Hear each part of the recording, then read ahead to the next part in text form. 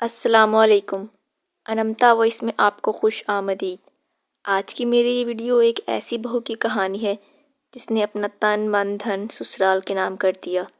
آگے بڑھنے سے پہلے اگر آپ نے میرے چینل انمتا وائس کو ابھی تک سبسکرائب نہیں کیا تو سبسکرائب کر لیں اور بیل کے نوٹیفیکیشن کو بھی پریس کر لیں تاکہ آپ کو ملتی رہیں تمام چینل اپڈیٹس۔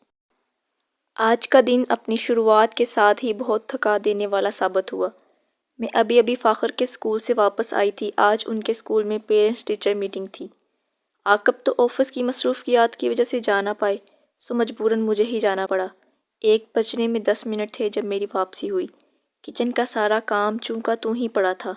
کاؤنٹر پر پھیلے چائے ناشتے کے برتن، جگہ جگہ بکھرے کپ اور پانی کی بوتلیں جو وقتاً فوقتاً بچے اور بڑے پی پی کر واپس رکھنے کے زحمت کی بجائے کاؤنٹر پر ہی رکھ کر چلے جاتے۔ میں نے ایک لمبا سانس لیا۔ چٹانی صاحبہ کے کمرے کا دروازہ تو کھلا تھا۔ وہ بڑی فرصت سے پلنگ پر بیٹھی ٹی وی دیکھنے میں مشغول تھیں۔ سچ کہتے ہیں امی، میری ساس، انہیں بس فیشن اور ٹی وی پروگرام سے دلچسپی ہے، اور میں کہیں بھی چلے جاؤں مجال ہے وہ جو میرے حصے کا کام کر دیں، چاہے جتنی بھی دیر ہو جائے۔ تھکے ہارے واپس آ کر خود ہی کرنا ہوتا ہے۔ آ گئی تم؟ بہت دیر نہیں کر دی تم نے آج۔ مجھ پر نظر پڑی تو وہ ٹی وی آف کر کے باہر آ گئیں۔ دیکھو تو دھوپ اور گرمی میں کیسے بوکھلا سی گئی ہو تم۔ پہلے 2 گھڑی بیٹھ کر پانی پی لو پھر کام کرتی رہنا۔ میں ابھی ان کو وضاحت بھی نہ کر پائی کہ انہوں نے اگلی بات شروع کر دی۔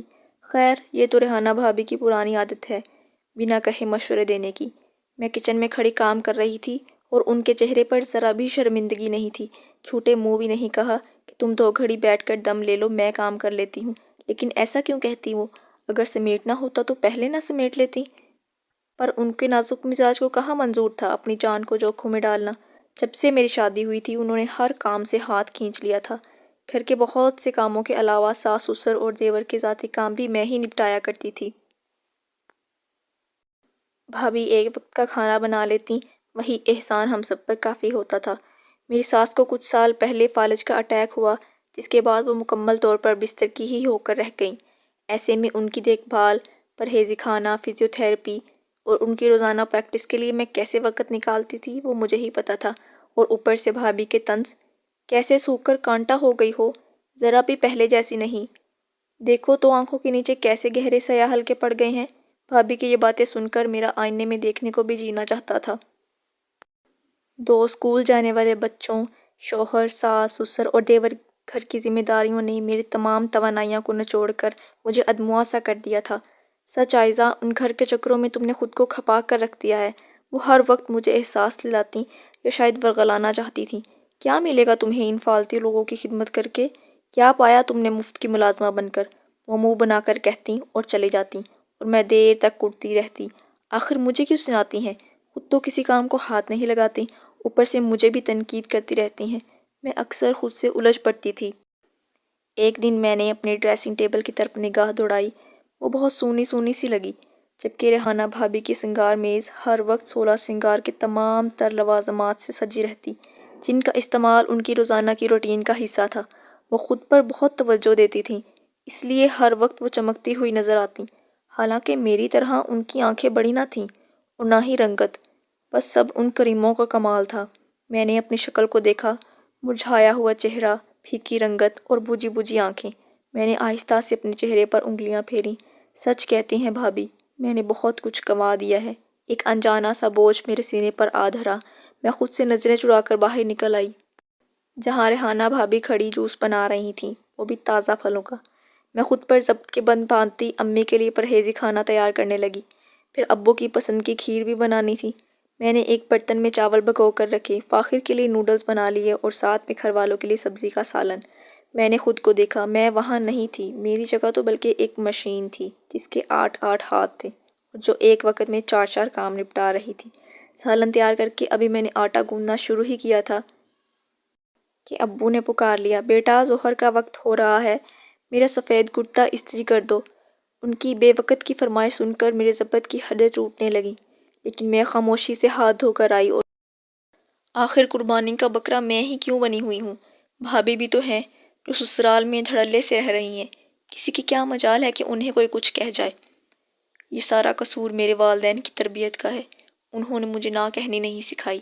تھوڑا بہت رٹائی کا سبق مجھے بھی سکھا دیا ہوتا تو آج میں بھی مزے سے بیٹھی ٹی وی پروگرامز دیکھ رہی ہوتی۔ کرتا استری ہو گیا تھا۔ میں نے آنسوؤں کو اپنے اندر اتار کر استری کا پلگ نکالا۔ کچن کا کام نپٹاتے ہوئے دوپہر کے 3:30 بج چکے تھے۔ پھر فاخر کو تیار کر کے ٹیوشن بھیجا اور واشنگ مشین نکال کر کپڑے دھوئے۔ امی کی طبیعت اچانک ہی خراب ہو گئی۔ انہیں دمہ کا اٹیک ہوا تھا جو ان کی پرانی بیماری تھی، مگر اس دفعہ تکلیف شدید تھی۔ میں سب کچھ بھول بھال کر ان کی تکلیف پر تڑپ اٹھی تھی۔ ساری رات انہیں اسپتال میں رکھا گیا۔ صبح تقریباً 10:30 بجے عاقب اور عمیر بھائی انہیں گھر لے آئے۔ وہ پہلے سے بھی زیادہ نحیف لگ رہی تھیں۔ معمولی سی بات کرتے ہوئے بھی ان کا سانس اکھڑ رہا تھا۔